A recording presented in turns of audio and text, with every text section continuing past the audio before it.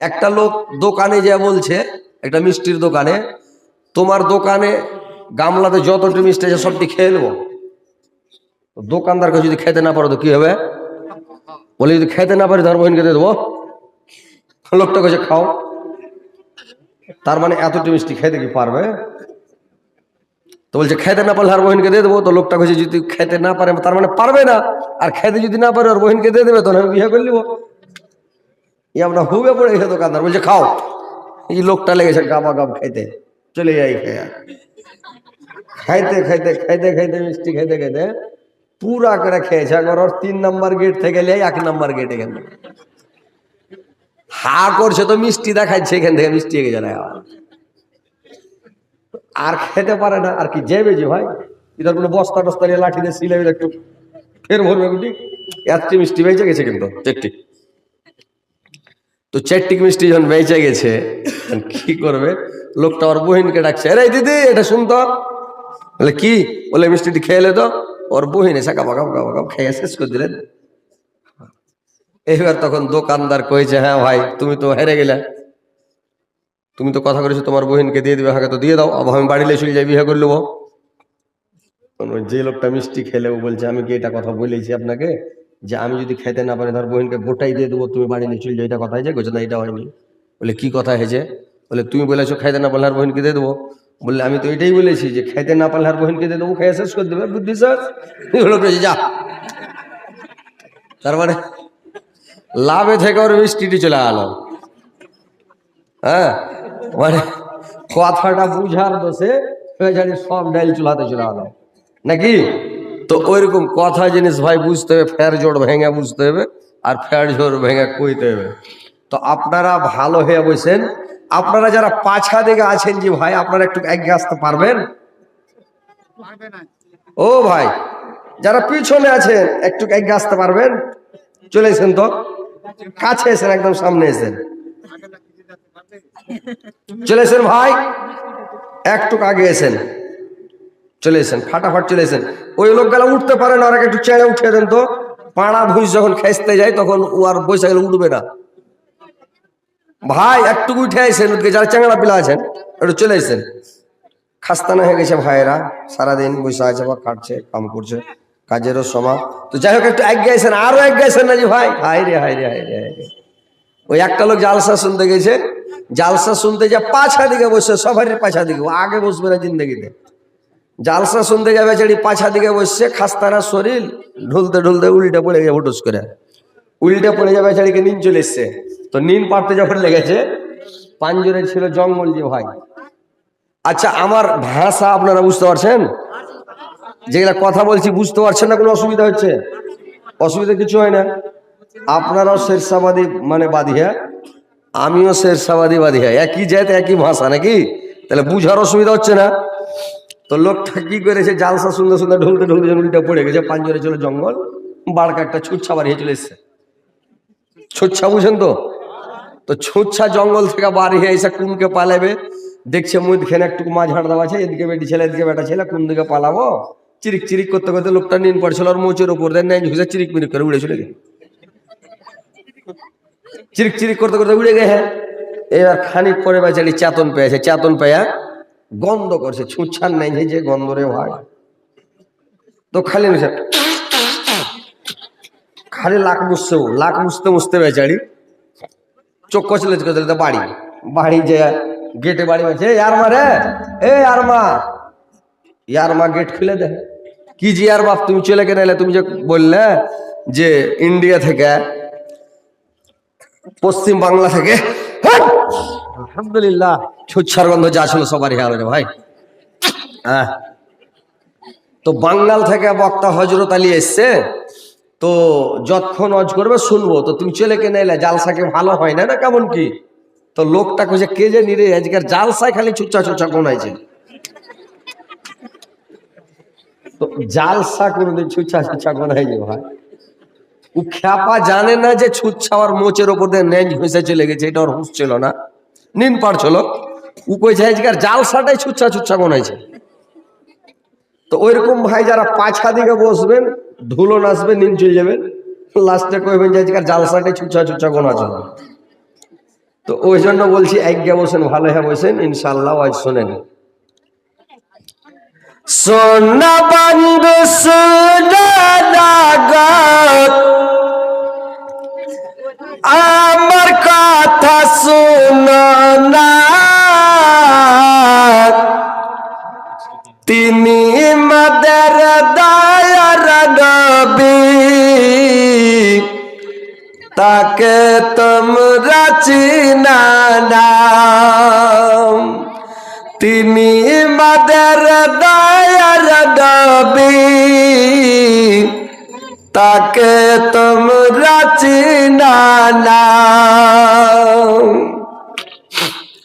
দয়ার নবে ওহদ প্রান্তক ধর্ম যুদ্ধ করেছেন,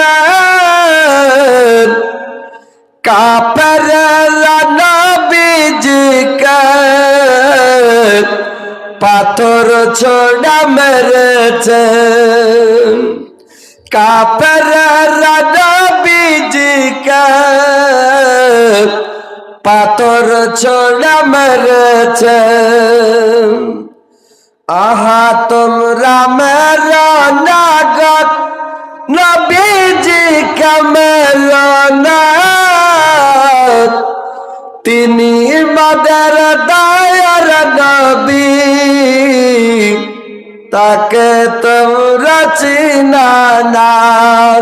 তিনি মাদের দয়ার নবী, তাকে তোমরা চিনা না।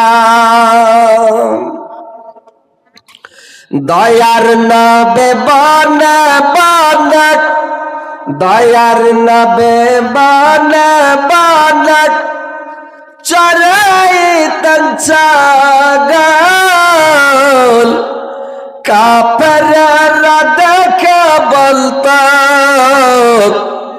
এটা একটা পাগল। কাফেররা দেখে বলতো বনের একটা পাগল। পাগল নয় গো পাগল নয়, পাগল নয় গো পাগল নয়, সে আল্লাহর প্রেমের দিওয়ানা। তিনি মাদের দয়ার নবী, তাকে তোমরা চিনা না। তিনি মাদের দয়ার নবী, তাকে তোমরা চিনা না। তো ভাই ইনশাআল্লাহ আপনারা শান্তি ভাবে শোনেন। ইনশাআল্লাহ আমি আমার বক্তব্য আবার এখন পেশ করছি। কথাগুলো শুনবেন, শোনার পরে আমল করার চেষ্টা করবেন। আপনারা আমাকে ইউটিউবে দেখেছেন, আপনাদের এই গ্রামে আমি জীবনে আসিনি, আজকে জীবনের প্রথম এসেছি। যাই হোক ইনশাআল্লাহ আমি কোরআন এবং হাদিসের কথা আপনাদের সম্মুখে তুলে ধরব। আমরা হচ্ছি উম্মতে মুহাম্মাদী, আমরা শেষ নবীর উম্মত, আমরা শেষ জামানাতে পৃথিবীতে এসেছি। আমাদের সময় খুব কম, শেষ নবীর উম্মতের সময় খুব কম। আমাদের আয়ু হলো মাত্র ৬০-৭০ বছর।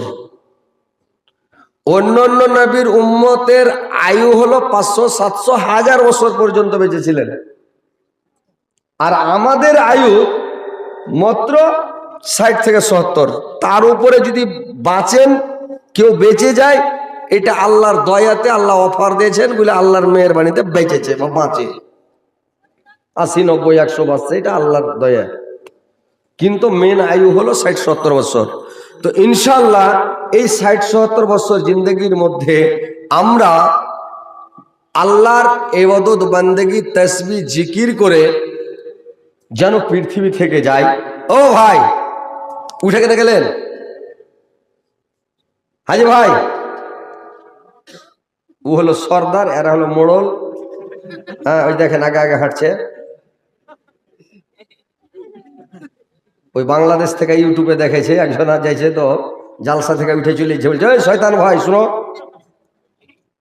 তো শয়তান বলেছে ওকে ডেকে 100 টাকা যে মিষ্টি না খেয়ে লিও ভাই। তো লোকটা বলছে আমাকে শয়তান ভাই বলছে, কি কোন ব্যাপার? বলে আরে শয়তান কেন বললে? বললে আমি হুজুরের মুখে শুনে, মানে মুলবি করা হুজুর কয়ে বাংলাদেশে, বললে হুজুরের মুখে শুনেছি জালসা চলাকালীন কেউ যদি পালিয়ে যায় ওকে শয়তান বলে। তো আপনি জালসা চলছেন, আপনি যে চলেইছেন বাড়ি বলে আপনাকে শয়তান ভাই বলে ডাকলাম, আপনি শয়তান? তো লোকটা কইছে কথাটা তো ঠিকই রে, ঘুরে হিসাবের বিষয় আলো।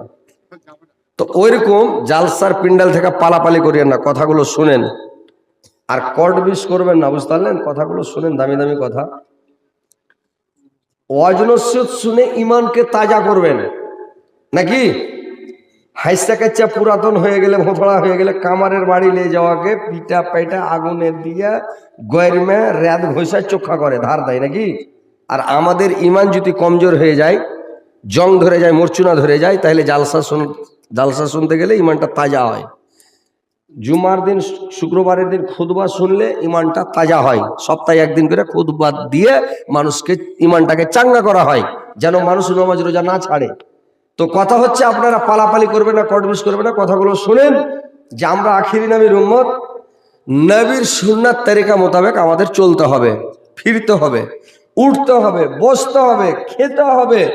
যা করেছে আল্লাহর নবী সেটা যদি আমরা করে চলি তাহলে আমরা দাবি করতে পারবো যে আমরা উম্মতে মুহাম্মাদি। আর যদি আমরা ওর সুন্নাত তরিকা মোতাবেক না চলি তাহলে আমরা দাবি করতে পারবো যে ভাই? পারবেন আপনারা দাবি করতে কিয়ামতের দিন যে আমরা উম্মতে মুহাম্মাদি? আর যদি দাবি করতে না পারেন তা আপনারা কিয়ামতের দিন হাজে কাউসারের পানি পান করতে পাবেন না। সিরিফ উম্মতে মুহাম্মাদি যারা অনুসরণ করে চলেছে, নামাজ রোজা হজ যাকাত তাসবিহ জিকির সবকিছু, আর উঠা বসা চলাফেরা খাওয়া পিয়া সবকিছু নবীর সুন্নাত তরিকা মোতাবেক চলেছে, ওই লোকটা হাজে কাউসারের পানি পান করতে পাবে। তো কথাগুলো শুনেন, পালাপালি কটবিশ করবেন না, কথাগুলো মন দিয়ে শুনেন, ইমানকে তাজা করেন, নেকি কামিয়ে বাড়ি যান, গুনাহ মাফ করে নিষ্পাপ মাসুম বাচ্চার মতো বেগুনাহ হয়ে বাড়ি যাবেন। আর যদি পালিয়ে যান তাহলে গুনাহ থেকে গেল, নেকি পেলেন না, আপনার জালসা শুনে কোনো লাভ হলো না। তো কথাগুলো শুনেন যে আমরা নবীর উম্মত। আল্লাহ পাক নবীকে বলছেন, কি বলছেন? যে ফাজাক্কির ইন্নামা আনতা মুযাক্কির, হে নবী তুমি বলে দাও, তোমার কাজ হলো বলে দেওয়া, তোমার কাজ হলো বলে দেওয়া, তুমি বলে দাও। লাস্তা আলাইহিম বিমুসাইতার, এবং আমি তোমাকে দারোগা করে দুনিয়াতে পাঠাইনি। ইল্লা মান তাওয়াল্লা ওয়া কাফার, আর তোমার কথা যদি তারা না মানে, তোমার কথা যদি না শোনে, যদি তারা মুখ ফিরিয়ে নেয়, ফায়ুযিবুহুল্লাহুল আযাবাল আকবার, আমি তাদের জন্য ভয়াবহ আযাব রেখেছি।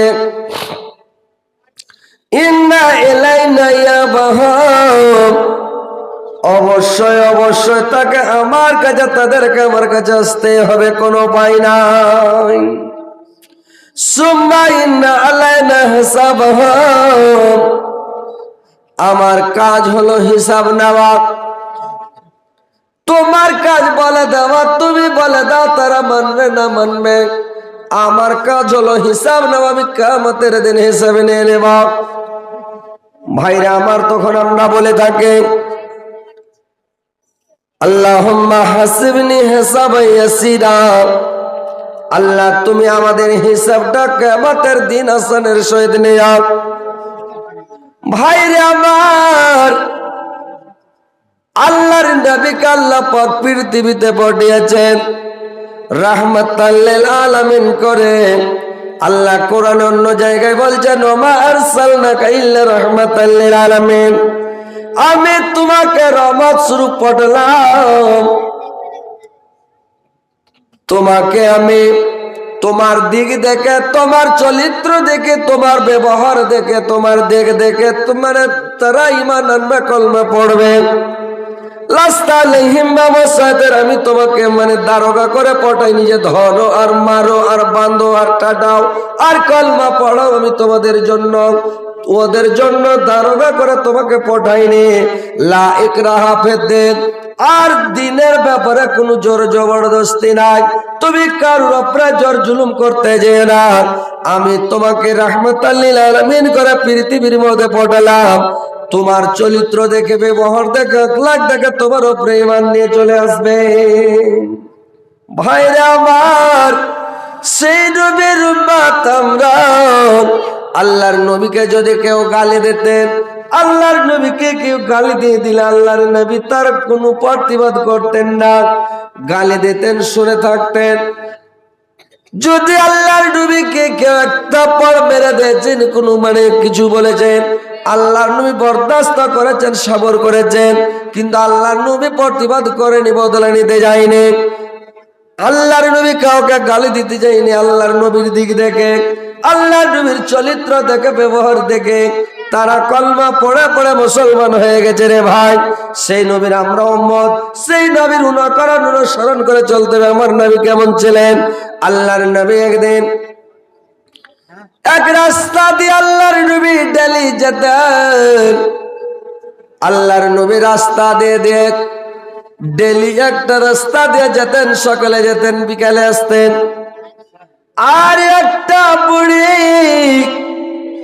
রাস্তার মধ্যে কাটা খোঁজ ফেলতেন ভাই, কুড়া ফেলতেন, ঝাঁটন ফেলতেন, আর আল্লাহর নবীর রাস্তাতে কাটা খোঁজ ফেলতেন।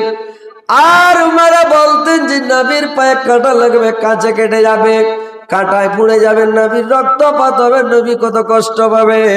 নবীকে দুঃখ দেওয়ার জন্য এইগুলো রাস্তাতে ফেলতেন। আর নবী যখন যেতেন অকথ্য ভাষাতে গালাগালি করতেন, নাই অন্যায় করে গাল দিতেন আল্লাহর নবীকে। আল্লাহর নবী কোনো কথা বলতেন না, চলে যেতেন। দেখতে দেখতে একদিন, কিছুদিন পরে দেখছেন একদিন বুড়ির সকালবেলা আল্লাহ নবী যাচ্ছেন, বুড়ির কোনো গালির শব্দ পাওয়া যায় না, রাস্তাঘাটে কোনো খারাপ জিনিস আবর্জনা পড়ে নাই। এবার যখন চলে গেলেন সন্ধ্যার টাইমে আবার আল্লাহর নবী রাস্তা দিয়ে যদি আসছেন, দেখছে বুড়ি নাই। আল্লাহর নবী এক পা দুপা করতে করতে নবী চলে গেলেন বুড়ির ঘরের দিকে। ঘরের কাছে গিয়ে আমাদের নবী ওই বুড়ি মাকে ডাক দিয়া বলল, বুড়ি মা তুমি কি আছো ঘরের মধ্যে? বুড়ি মা, বুড়ি বলল, হ্যাঁ বাবা আছি। কে তুমি? বললে, বুড়ি মা তোমার শরীর খারাপ নাকি? তোমাকে অসুখ হয়েছে নাকি? তোমাকে বেমারি হয়েছে নাকি? বুড়ি মা কোনো ওষুধ বড়ি এনে দেবো নাকি? ডাক্তার দেখাবো নাকি? বুড়ি বলছে, কে তুমি রে বাবা? বললে, বুড়ি মা যে লোকটাকে তুমি প্রত্যেক দিন সকাল সন্ধ্যা গালি দাও, ওই লোকটাই আমি। বুড়ি তখন ধড়পড় করে উঠে গেছে। আল্লাহর নবী বললেন, বুড়ি মা প্রত্যেক দিন সকালে যায় তুমি গালি দাও, রাস্তাঘাটে কাটা খোঁজ পেলো, আজকে আমি গেলাম সকালবেলা তোমার কোনো সাড়া শব্দ পেলাম না। তুমি, আমি ভাবলাম বুড়ি মা মনে হয় বাড়িতে নাই, আর না হলে তার শরীর খারাপ, অসুখ হয়ে গেছে বুড়ি মা, এই জন্য আমি তোমার কাছে আসলাম। যদি তোমাকে এলাজ করতে হয়, দাওয়া পানি লাগে, ওই জন্য তোমার কাছে আসলাম। বুড়ি মা কি ব্যাপার, কি হয়েছে তোমার? বললাম। বুড়ি বলছে, মামারে এতগুলো লোক সৌদি আর মাটিতে আছে, একটা লোক আমাকে দেখতে আসলো না, একটা লোক এসে আমাকে জিজ্ঞাসা করলো না, বুড়িমা তুমি কেমন আছো? আর তোমাকে আমি প্রত্যেক দিন গালি দিই, প্রত্যেক দিন তোমার রাস্তাতে তোমাকে কষ্ট দেওয়ার জন্য কাটা খোঁজ ফেলি, আর কত রকমের মানে আবর্জনা ফেলি, আর তোমাকে আমি কত গালাগালি করি বাবা, আর তুমি আমার খবর নিতে এসেছো। সত্যিকারের তুমি নবী, তুমি কত ভালো নবী রে বাবা। যাই হোক আমার ভুল হয়েছে, তুমি আমাকে ক্ষমা করে দাও, আর তুমি আমাকে কলমা পড়িয়ে নাও বাবা, আমি মুসলমান হয়ে যাব রে ধন, আমাকে মুসলমান বানিয়ে নাও বাবা। সঙ্গে সঙ্গে বুড়ি কলমা পড়ে মুসলমান হয়ে গেলেন রে ভাই। দেখেন আমার নবীর চরিত্র, আমার নবীর ব্যবহার দেখেন ভাই। আল্লাহর নবী কোনদিন বুড়িকে গালি দেয়নি, বুড়ি গালি দিয়েছে কোনো প্রতিবাদ করেনি। আল্লাহর কারিশমা, আল্লাহ বলছেন ওয়ামা আরসালনাকা ইল্লা রাহমাতাল লিল আলামিন, আমি তোমাকে রাহমাতাল লিল আলামিন করে পৃথিবীতে পাঠালাম, তোমার দিক দেখে যারা লোক আপনি কলমা পড়ে নাই। দেখেন নবীর চরিত্র কত ভালো, কত সুন্দর। একদিনের ঘটনা রে ভাই, আল্লাহর নবী এক জায়গায় একটা গাছের তলায় শুয়ে আছেন। আল্লাহর নবী ঘুমাচ্ছেন, এক কাফের এসে আল্লাহর নবীর উপরে একবারে তরোয়াল ধরে নিয়েছে, আল্লাহর নবীকে কাটবে। এমন সময় আল্লাহর নবীর ঘুম ভেঙে গেল। আল্লাহর নবীর যেমন ঘুম ভেঙে যাওয়া, আল্লাহর নবী চট করে দেখছে রে বাপরে আমার উপরে তলোয়ার ধরে আছে। কাফের বলছে, তরোয়াল ধরে আছে, বলছে তোমাকে এখন কে বাঁচাবে? আল্লাহর নবী বললেন আমাকে বাঁচাবে আমার আল্লাহ। এবার কাফের হাত কাঁপতে লাগলো রে ভাই, কাঁপতে কাঁপতে তরোয়াল খানার নিচে পড়ে গেল। যেমন নিচে পড়ে যাওয়া, আল্লাহর নবী চট করে তরোয়াল খানাকে উঠিয়ে নিলেন, আর তরোয়াল খানাকে উঠিয়ে নিয়ে এইবার কাফেরের উপরে ধরেছে, বলছে এবার তোমাকে কে বাঁচাবে বলো। এইবার কাফের বলছে আপনি আমাকে বাঁচাবেন। আল্লাহর নবী কাটলেন না, তরোয়াল রেখে দিলেন। আল্লাহর নবী বললেন ঠিক আছে তুমি চলে যাও, আমি তোমাকে কেটে দিতে পারতাম, মেরেও ফেলতে পারতাম, তোমাকে আমি অনেক কিছু করতে পারতাম, কিন্তু করব না, তোমাকে ছেড়ে দিলাম, তুমি ফিরে যাও। লোকটা বলল সুবহানাল্লাহ, লোকটার এত দয়া, এত মায়া, এত ভালো লোক, এত সুন্দর নবী, আর সেই নবীকে আমি কাটার জন্য এসেছি, এটা তো আমার বিশাল বড় ভুল হয়ে গেছে। বললেন নবী গো আমার ভুল হয়েছে, আমাকে ক্ষমা করেন, আপনি আমাকে কলমা পড়িয়ে নেন, আপনি সত্যিকারের নবী, অরিজিনালের নবী, আপনি আমাকে কলমা পড়িয়ে নেন, আমি ইসলাম গ্রহণ করে নিব, আমি মুসলমান হয়ে যাব। সঙ্গে সঙ্গে আল্লাহর নবী লাখ টাকা কলমা পড়িয়ে মুসলমান করে নিলেন। ভাই আল্লাহর নবীর চরিত্র দেখে লোকটা আপনি মুসলমান হয়ে গেলেন। নবীর চরিত্র কেমন হয় দেখছেন, কত ভালো আমাদের নবী। 1,24,000 নবীর সর্দার মুসা আলাইহিস সালাম কিয়ামতের দিন দেখবে আর আফসোস করবে, উম্মতে মুহাম্মাদির যে হাতগুলো জ্বলছে, মুখগুলো জ্বলছে, পা গুলো জ্বলবে, একদম এই যে হ্যালোজিনের মতো এই বাতিগুলোর মতন চকচক চকচক করে জ্বলছে। মুসা আলাইহিস সালাম নিজের হাত দেখবে, আর উম্মতে মুহাম্মাদি আমাদের হাতের দিকে দেখবে, আর ফেরেশতারাকে জিজ্ঞাসা করবে এরা কারা? ফেরেশতারা বলবে নবী গো এরাই হচ্ছে উম্মতে মুহাম্মাদি, আখিরি জামানার আখিরি নবী মুহাম্মদুর রাসূলুল্লাহ সাল্লাল্লাহু আলাইহি ওয়াসাল্লামের উম্মত। মুসা আলাইহিস সালাম আফসোস করে বলবেন আমি যদি নবী হয়ে পৃথিবীতে না এসে উম্মতে মুহাম্মাদি যদি হতে পারতাম তো আমাদের সৌভাগ্য হতো। তো ভাই আমাদের সৌভাগ্য কত, কিয়ামতের দিন হাত পা গুলো জ্বলবে, খালি চকচক করবে, আমরা ওই নবীর উম্মত, আমরা শেষ জামানার নবীর উম্মত রে ভাই। আর আজকে আমরা এত ভালো নবী, এত সুন্দর নবীর উম্মত আমরা, আর সেই নবীর অনুসরণ ছেড়ে দিয়ে আজকে আমরা বেদিন মুশরিকের মতো বেশভূষা ড্রেস, আর আমাদের উঠার বসন চলন ফিরন খাওয়ান পিয়ন সমস্ত আজকে আমাদের বেদিন মুশরিকের মতো হয়ে গেছে। ভাইরা আমার দেখেন নবীর চরিত্র, আমার নবীর ব্যবহার কেমন। আল্লাহর নবীর বাড়িতে একদিন সুন্দর টাইমে একটা বেদুইন, আল্লাহর নবীর বাড়িতে একটা বেদুইন এসেছে, আর বেদুইন এসে আল্লাহর নবীকে বললেন, আল্লাহর নবীকে বলছেন নবী গো আপনার বাড়িতে আমাকে রাত্রিটা থাকতে দেন, আপনার বাড়িতে আজকে রাত্রিটা থাকবো। সকাল বেলায় যখন সূর্যটা উঠবে ওই টাইমে আপনার বাড়ি থেকে বিছনা থেকে ওটা আমি রওনা হয়ে যাব, বাড়ি চলে যাব, কিন্তু আমাকে রাত্রিটা থাকতে দেন। আল্লাহর নবী মেহমানকে খুবই ভালোবাসতেন ভাই, আর মেহমানের খুব সম্মান করতেন আল্লাহর নবী। আল্লাহর নবী লোকটাকে থাকতে দিলেন, বাড়িতে অর্ডার করলেন সুন্দর করে ভাত তরকারি রান্না করে। লোকটাকে রাত্রিবেলা যখন খাওয়াতে লাগলেন, লোকটা ছিল একটু মানে হুড়বঙ্গা টাইপের, লোকটা করেছে কি বদ খেয়ালের লোক। ই খেতে খেতে খেতে খেতে খেতে খেতে মনে মনে বলছে, নবীর বাড়িতে কোনো লোককে খেতে দেও না, সবটি ভাতকে খেয়ে নেব, আর যাদের বাড়ির লোকটিকে উপবাস রাখবো, না খিলিয়ে রাখবো। লোকটা লাগলো ভাত খেতে রে ভাই, যদি আপনি বিসমিল্লাহ বলে ভাত খেতে না লাগে আপনার বরকত থাকবে না। যখন খেতে বসবেন নবীর সুন্নাত তরিকা, আপনি ভাতের গামলা থেকে যখন ভাত উঠাবেন, ডান দিক থেকে কানহা কেটে ভাত উঠাবেন, গামলার মধ্যখান থেকে ভাত উঠাইতে হয় না ভাই, এক কানহা থেকে ডান দিক থেকে ভাত উঠান। এবার ভাত নিলেন, তরকারি ডান দিক থেকে উঠান। যখন ভাত খাবেন আপনি এক কানহা কেটে কানহা থেকে ভাত খান, ছোট করে লোকমা করেন, আর ভাতটাকে চাবান বেশি করে, খুব চাবিয়ে চাবিয়ে সুন্দর করে খান, তাহলে হজম শক্তিটা আপনার ভালো হবে, পাকস্থলী ভালো থাকবে, লিভার ভালো থাকবে। যার লিভার ভালো থাকবে সারা শরীর ভালো থাকবে রে ভাই। কিন্তু যদি বেসাবুদ্দারের মতন গামলায় ভাত উঠেলেন, একবারে মাঝখান থেকে উঠেলেন, গামলার ভাতের বরকত শেষ, ভক করে ভাত উড়িয়ে যাবে। থালিতে ভাত দিয়েছে, এক কানহা থেকে ভাত মেখে মধ্যখান থেকে মারছেন ভাত, আর দিছেন বাড়কার লোকমা, এমন করে মুখে ভরসা করে কলকা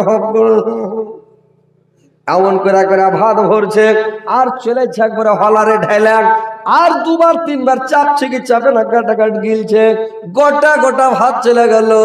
আর পেটে যখন ভাত বেশি চলে যাবে তখন আপনার লিভারের ক্ষতি হবে, ভাতটাকে হজম করতে সময় লাগবে, লাগবে না কি ভাই? হ্যাঁ হু করেন, চালাটালা করেন, তাহলে তো ভালো লাগবে। হ্যাঁ, তাহলে নবীর সুন্নাত তরিকা মোতাবেক যদি খান, বিসমিল্লাহ বলে শুরু করেন, ডান দিক থেকে ভাত উঠান, গামলা থেকে তরকারি উঠান, এক কানহা সেটে ডান দিক থেকে খাবেন আপনি, এক কানহা থেকে আপনার দিক থেকে খান, ছোট করে লোকমা করেন, বড় বড় লোকমা করিয়েন না, ওই যা ওই শাশুড়ির বাড়তে ওই আনাসা খাওয়ার মতন করে বাড়কা বাড়কা আনাসা আর মুখে ভরে দিয়েন না, ছোট ছোট লোকমা করেন, আর চাবান খুব, আর চাবিয়া পিসা তুস করে খান, ওটা হজম হবে তাড়াতাড়ি। তাইলে এটা হলো নবীর সুন্নাত। আর পুরা খাইয়েন না, আপনার পেটের মধ্যে 1 কিলো আটবে, আপনি হাফ কিলো খান, আধ কিলো খান, আর আধ কিলো ফাঁকা রাখেন, আর 1 পোয়া পানি খান, তাইলে 3 পোয়া খেলেন, 1 কোনা আপনার খালি থাকলো। 1 কোনা যদি খালি থাকে ভাই, তাহলে আপনার কি হবে, ভাতটা পেটের মধ্যে লড়াচড়া করবে। আপনার পেটের মধ্যে একটা কম্প্রেসার মেশিন আছে রে ভাই, এমন মেশিনটা মানে ঘুরে ফির করে, যে ঘুরা ওটা পিসা আটা করে তুস তুস করে সাওয়াই করে 3 নম্বর গেট দিয়ে বের করে দেয় নাকি? হ্যাঁ, ওকে পিসা আটা করে সাওয়াই করে পাছা মনে ঢেলে দেয় নাকি? আর যদি পুরা করে খেলেন, ওর জায়গায় নাই, মেশিন ঘুরবে, জায়গা পায় না, ককর ককর করছে, আস্তে আস্তে ঘুরছে, মানে ওই স্পিরিট ধরতে পারে না, জায়গা পায় না, কোন স্পিরিট ধরবে। তখন তল মনে গ্যাস না মারিয়া ওপর মনে গ্যাস মারবে, ধুম্মা ঢেকুর বুক জ্বালা, আপনার গ্যাস উঠবে, খালি ঢেকুর উঠবে, ঘাও ঘাও করবে নাকি? তাহলে পেট খারাপ হবে না? পেট খারাপ হবে, শরীর খারাপ, লিভার খারাপ, পাতলা পায়খানা শুরু হবে, অনেক রকমের বেমারি শুরু হবে। তো ওইভাবে বেধর্মীর মতন খাবেন না ভাই, নবীর সুন্নাত তরিকা মোতাবেক সুন্দর করে খানাটা খান। ওই বেদুই এমন করে ভাত খেয়েছে নবীর বাড়িতে, যে এমন করে খেয়েছে ভাই পেটে জায়গা নাই, পুরা করে খেয়ে নিয়েছে। আর খাওয়ার পরে রাত্রিবেলা যখন ওই বেদুইন বিছানাতে আল্লাহর নবীর ঘুমিয়েছে, শুয়েছে, এবার রাত্রিবেলা যখন বিছানাতে শুয়েছে, এবার বিছানাতে শোয়ার পরে কত রাত হয়েছে না হয়েছে রে ভাই, বেদুইনের পেট খারাপ। এইবার লোকটা করেছে কি, যখন পেট খারাপ হয়ে গেছে, লোকটা তখন করেছে কি, বিছানা থেকে উঠে নামার টাইম পাইনি, বিছানাতে পড়পড় করে দিয়েছে, খানিক বিছানাটা দিয়েছে, খানিক হাঁটতে হাঁটতে রাস্তাতে দিয়েছে, দিয়ে তখন করেছে কাপড় দড়ি খারাপ করে লোকটাকে সরম লেগে গেছে। লোকটা তখন করেছে কি শার্টটাকে সিধে ছিল, ঘাড়ে করে উড়ে গেল, পালাইতে লেগেছে। পালাতে পালাতে পালাতে অনেক দূর চলে গেছে রে ভাই। কুটুমের বাড়িতে যদি বিছানায় পায়খানা করে শরম লাগবে না ভাই? কি ভাই শরম লাগবে কি লাগবে না? ওই একটা লোক আর বিহার বাড়ি বেড়াতে এসছে, তো বিহার বাড়ি যে বেড়াতে এসছে তো ভালো মন্দ খাইতে পেয়েছে, বিহার বাড়ি বাড়ি যায় না, বেটার শ্বশুরের বাড়ি। আর বেটির বাপ শরম করে চিন্তা ভাবনা করে ওকে প্রত্যেকদিন মাছ মাংস ভালো মন্দ দিচ্ছে, ই খাচ্ছে। খাওয়ার পরে করেছে কি জানেন, ই বাড়ি যায় না, তোর বিহের মন খারাপ, 8 দিন 10 দিন হয়েছে বাড়ি যায় না, কি করবো বুদ্ধি, জানো বাঁচে না, মাছ কত কিনবো আর গোস কত কিনবো। তখন আর বাড়ি আলিকে বলছে, এই শুন রে, কি বলে, একটা বুদ্ধি না করলে আর হবে না, বিহাইকে বাড়ি তাড়াইতে হবে।